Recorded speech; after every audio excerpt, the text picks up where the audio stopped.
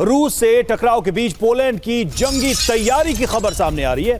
Poland और Finland की joint exercise शुरू हो गई है।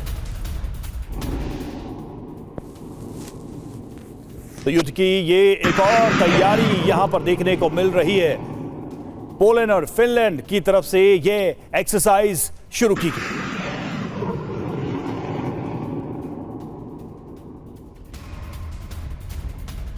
और रूस और नाटो के बीच सीधी जंग का खतरा बढ़ा। एक हफ्ते के अंदर 13वीं बार रूस के ड्रोन की घुसपैठ।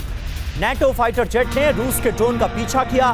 जर्मन टाइफून F-16 से रूस के ड्रोन का कैसे पीछा किया गया, ये तस्वीरें सामने आई हैं। रूस लगातार कर रहा है नाटो देश रोमानिया में घुसपैठ और इसके चलते तनाव बढ़ता नजर आ रहा है।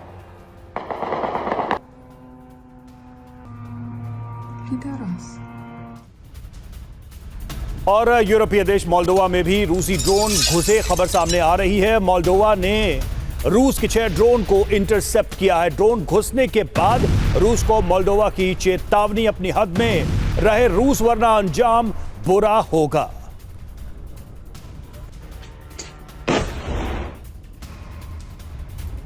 और रूस के टारगेट पर नाटो देश लिथुआनिया है। जी हां, रोमानिया, मोल्डोवा और लिथुआनिया रूस के टारगेट पर बताए जा रहे हैं। लिथुआनिया ने रूस के 7 ड्रोन्स इंटरसेप्ट किए हैं। किसी भी वक्त नाटो और रूस में सीधी जंग के आसार बढ़ते नजर आ रहे हैं।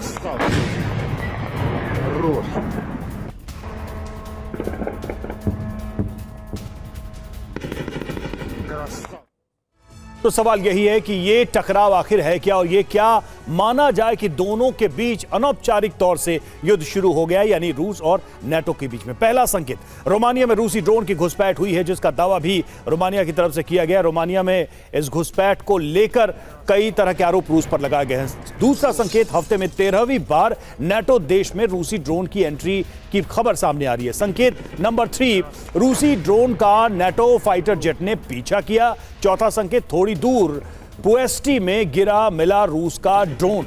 पांचवा संकेत, रोमानिया बॉर्डर के पास यूक्रेनी पोर्ट पर रूसी हमले हुए हैं। बड़ी बात यह कि रोमानिया के अलावा मोल्डोवा में भी रूसी ड्रोन, लिथुआनिया एयर स्पेस में रूसी ड्रोन की घुसपैठ हुई है। ये सारे इंडिकेशन शरदेंदु सर क्या कह रहे हैं? वाकई में रूस कुछ टेस्ट कर रहा है, कुछ प्रिपेयर कर रहा है, या फिर वो देख रहा है कि जब हम यूक्रेन पर एक फाइनल असॉल्ट करेंगे तो हमें नाटो की तरफ से भी आक्रमण देखने को मिलेगा, और ये सब उसी की तैयारी? देखिए, मेरा मानना, और जिस तरीके से इंडिकेटर आपने बताया है वो दिखाते हैं कि 13 बार ड्रोन इन सीमाओं में घुसे हैं, चाहे वो रोमानिया हो, चाहे लिथुआनिया हो, चाहे वो मोल्डोवा हो। ये एक होता है, एक मिशन होता है सर्विलेंस मिशन। उस सर्विलेंस मिशन पे जा रहे हैं, टारगेट मैपिंग कर रहे हैं, कौन कौन से टारगेट अगर जरूरत पड़ी तो हिट करना होगा, उसकी तैयारी है, उसके इंफॉर्मेशन की अपडेटिंग है। आपको इस तरीके की इंफॉर्मेशन लगातार अपडेट करनी पड़ती है। क्या टारगेट मूव हुआ, अल्टरनेट लोकेशन पे गया, कौन सी लॉन्चिंग साइट है, कहाँ कहाँ उनके हथियारों के भंडार हैं, इन सारी चीज़ें जो डायनेमिक है उनकी रेगुलर आपको सर्विलेंस चाहिए होता है, इंट गैदरिंग करनी होती है। मेरा मानना है कि एक तरीके की टारगेट मैपिंग रशिया कर रहा है। अगर युद्ध भड़का तो किन किन टारगेटों को वो हिट करेगा, अपने किस मिसाइल द्वारा, उसके क्या टास्क टेबल बनेगी, उन सारी चीजों की तैयारी चल रही है।